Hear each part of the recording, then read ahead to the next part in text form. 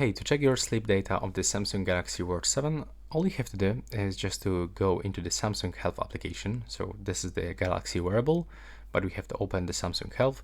If you don't know actually how we can connect this watch into the Samsung Health, I've got a second video on my YouTube channel where I'm showing you step by step how to do this. Next, when you open the Samsung Health application, you will have to open Home.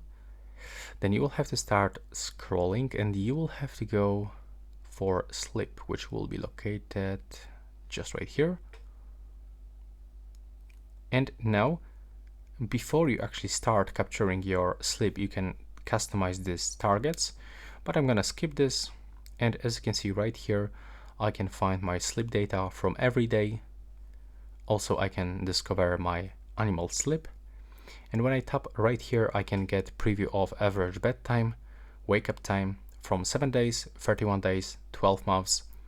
And right here, I can even check snoring, check the sleep score, the overall score. And here I can set the targets. There we go. So my sleep time target.